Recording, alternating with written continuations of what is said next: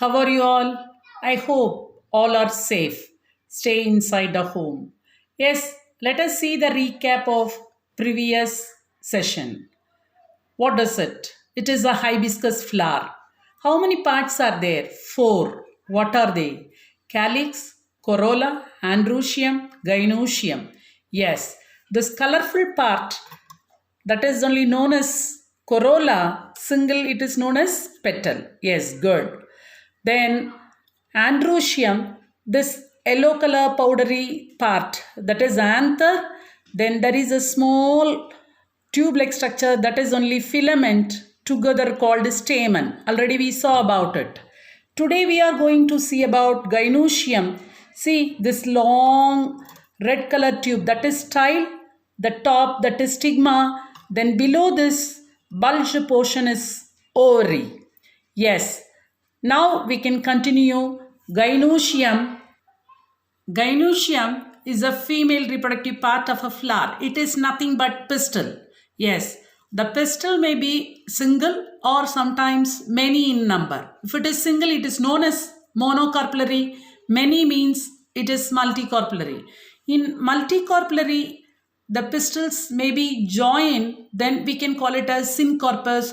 If it is single alone, then we can call it as apocarpus.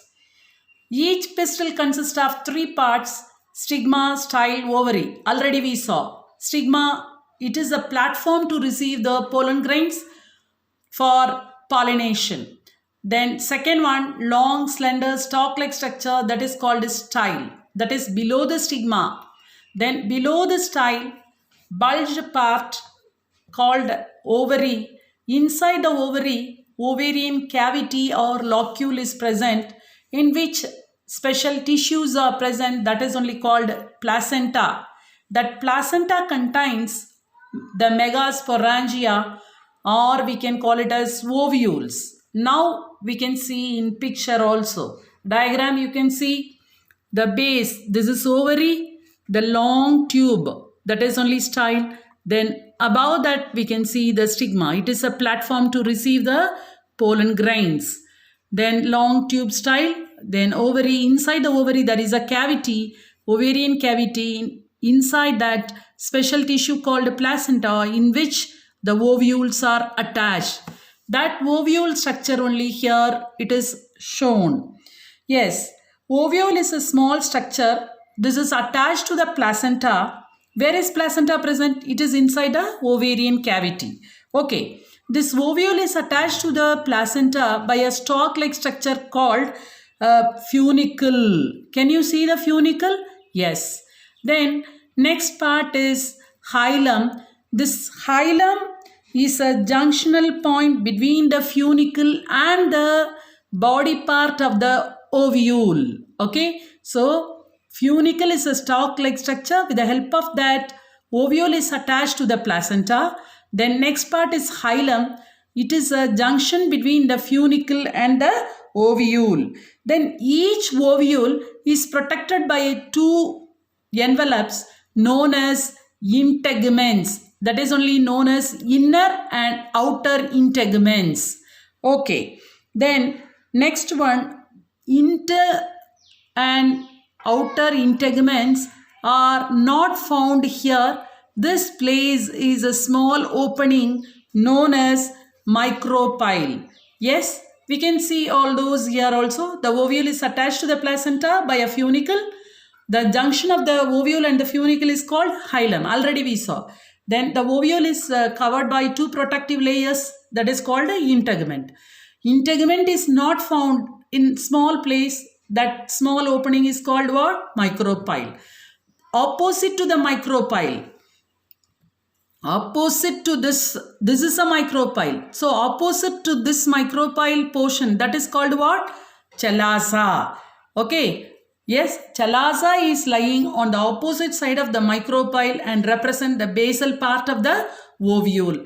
Then inside that, nucellus is present, that is covered by integuments, which contains more reserve food also. Yes, you can see this is a nucellus.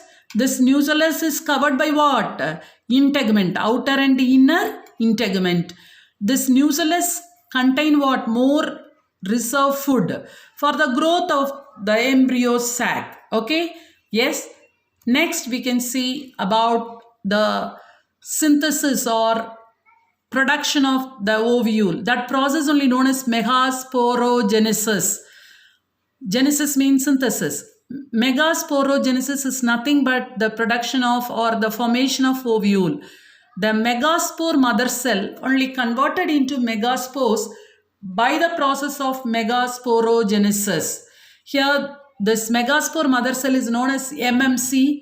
It has more cytoplasm and prominent nucleus.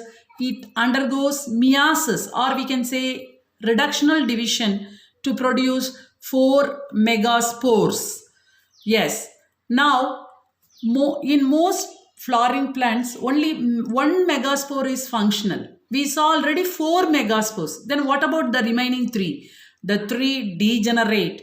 Only one is a functional megaspore that only develops into a female gametophyte. Okay, this kind of development only called as monosporic development. Mono refers to single. Yes, the nucleus of that functional megaspore divide mitotically to form 2 nuclei which move towards the opposite ends. Then again it undergo mitotic division, so it forms 4. Then again it undergo mitotic division to form 8 nucleus. Now we can call it as 8 nucleate stage. But out of 8, 7 only forming. How? First 3 separately form cell wall. So they are occupying in the occupying in the micropylar region. Next 3 forming cell wall and occupying the chalazel end. In between these two polar nuclei, that cell is large. That can be called as central cell. Okay. We saw 3 cells are moving towards the micropylar. That place 2 outer region, we can say that is synergate. In the center, one cell is present. Inside the synergate, thick portion is forming, that is called a filiform apparatus. What is the use of it? It helps in leading the pollen tube into the synergates during the formation of pollen tube. Okay, then next 3 in the antipodal region. Okay, so that is in the chalazel region. Yes, 3 cells are at the chalazel end. They are called what? Antipodal. You can see it in the diagram very clearly. Micropylar region 3, that is 2 are synergates. Inside that thickening, that is only known as filiform apparatus. For the entry of pollen tube, it helps. Then the other end, chalazel end, antipodal cells are found. Then central cell is big. 2 nuclei is present. But here 3 have cell wall separate. Here also 3 have separately cell wall. But here 2 nuclei together. Because of that, it is called a 7-celled 8 nucleated at maturity. Yes, thank you.